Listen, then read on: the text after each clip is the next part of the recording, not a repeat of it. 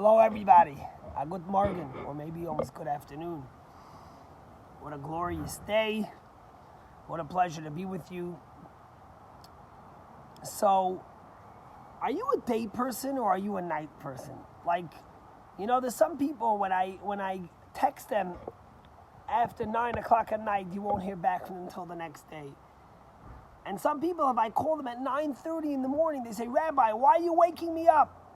The question is, are you a night person or a day person? The day people, 5:30, they're getting their paper, their journal, or their globe from the front steps. By 5:45, they already cleaned their coffee and breakfast. They're the first ones at shul. They're in the office early answering emails, and then they turn into a pumpkin. At 8 o'clock at night, forget it. And then there's some people, they don't get up till 10 o'clock. They're always missing minyan. They're always late to minyan. They don't stay, and that's 11 o'clock at night, they're WhatsApping you, and they want to know why you're not answering. Why are you not there?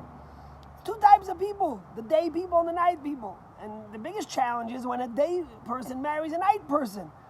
So the woman's up getting the kids up in the morning and getting them ready for school, and the husband's snoring and she's doing everything. And then at night, she wants to go to sleep, and he's, hey, let's go watch a movie. Let's eat some late dinner after some midnight snacks. Let's have a drink.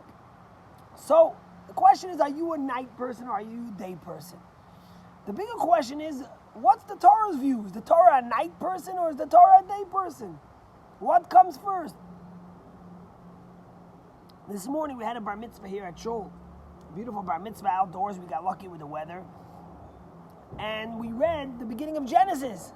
And what we read in the beginning of Genesis was that, what does it say after day one? After God took away the darkness, the tov v'vo, the nothingness, it says, Vayihi erev, Vayihi boker, Yom HaRishon. It was evening and it was day, the first day. And then by the second day, it says, Vayihi erev, Vayihi boker, Yom Sheni, and then Yom Shlishi, all the way till Yom HaShishi. So we know that in biblical creation, night came before day. But why? It doesn't make sense. Who celebrates the night before the day? If you look at the English calendar, the day doesn't start till after midnight, till the morning comes in. Who starts celebrating the night before? And it's actually like that not only in biblical life, but it's like that in all our celebrations. Shabbos. When do we start celebrating Shabbos? Friday evening. Saturday night is not Shabbos anymore. And it comes to the holidays and all other celebrations of Jewish life, we celebrate the night before the day. But why? What's the message here? What's the messer? And the answer is like this. The answer is that when it comes to life, sometimes people turn to me and they say, Rabbi, it's an election season. This world is so gloomy. This world is so bitter. It's so dark. It's so painful. Look what's going on. Could it ever get better?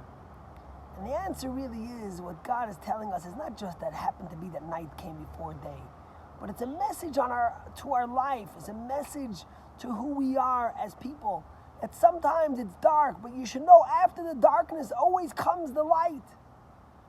The world we created was created, it started with dark, but then it was up to the human being to make it light, to bring light into the world. Vayi erev, and then vayi boker. Night comes first, and you see it in biblical illustration. Look at Genesis. Genesis starts with Cain and Abel. Could it get worse? Jealousy of one brother to another, and what happens? One brother kills the next. But if you look a little further in Genesis, we have sibling rivalry all the time. When Yishmael and Isaac have sibling rivalry, what happens? They don't kill each other, thank God. Isaac just stays with Abraham, and Ishmael leaves. And when Esau and Jacob are fighting, not only don't they kill each other, but they hug and they kiss each other and they hope to reconnect another time. And when it comes to after Jacob and Esau, when it comes to Joseph and his brothers, not only does Joseph not forgive his brothers, but he saves them and he gives them wealth and success. And then when you go to the next biblical sibling, you have Moses and Aaron. When Moses becomes the leader, although Aaron was older, what happens? Aaron not only welcomes him, but he's joyful. He's happy for him. So sometimes things start dark.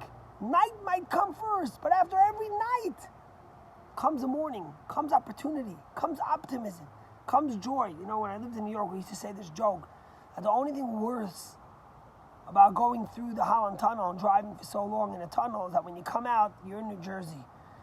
And sometimes you think the tunnel's dark, but at the end of the tunnel, there's light. And that's really the message the Torah is giving us. Vayi Erev, Vayi Boker, Yom HaShishi, Yom HaRishon, Yom HaSheni. You might have challenges in your life. We're sitting through Corona now. We're sitting through a bitter election. But think about the positive. Think about the light that's coming after. Think about the opportunities.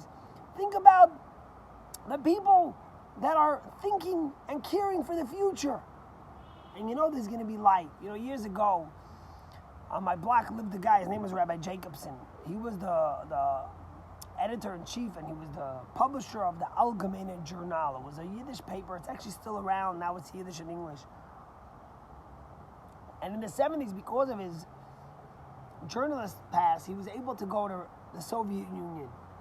And the Rebbe wanted him to go look after the Jews that were being so persecuted in this former Soviet Union, when a lot of Chassidim couldn't go. He wanted him to go and to try to help and encourage the Jews there. One time he went, and he came back and he had an audience with the Rebbe. Now the Rebbe would have audience 3 times a week, and it would start at 9 p.m. and it would go through the night.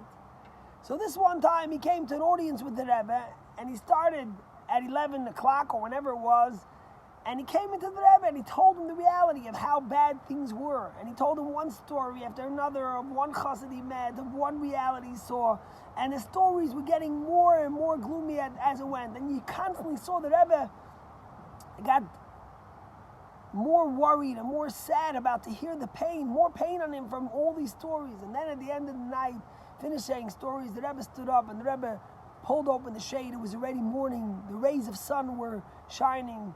And the Rebbe says, oh, it's a new day, a new light. And that was the Rebbe's in the depth of the darkness. He was able to see the light on the horizon.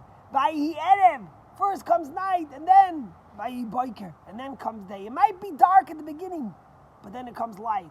When Abraham was the first Jew, he was the only one who believed in monotheism. And now you have 4 billion people who believe in the Abrahamic vision. So you have to see it that way. And then there's another thought maybe that could connect to this. At the end of the 6th day, it says, Vayar Elokim ki tov ma'od. The other day it says God saw it was good. But after God creates mankind, he says he saw it was very good. Right? But then if you look in the Bible, and you ever heard of Hillel and Shammai, 2 great sages, they ask a question. Noach lo la'adam shenivra lo. Is it good? Is it easy? Is it pleasant that man was created or not? And after a back and forth, they come to the conclusion that lo noach lo la'adam. It wasn't so pleasant that man was created. So the question is, what's going on? God says in Genesis, Ki tov, that it's good that man was created. Tov ma'od, it's very good. And here they say lo noach, it's not pleasant. And the Alter Rebbe, the first Chabad Rebbe, Likkutei Torah, answers like this. He says it's not pleasant to be born. It's not easy. You come into a dark world, a world full of pain and struggle and challenges. But it's tov ma'od, it's very good, because the opportunity to accomplish, to make a difference, to bring light, to shine light into a dark world is very good. And that's an opportunity that we get every day. Because when we go to sleep, it's dark, and we wake up in the morning, we could bring light into the world. Think about the light that you could be in so many people's lives that are so dark. And that's the message God gives us. That darkness comes before the light. There's always light at the end of that tunnel. God bless you. Have a great day.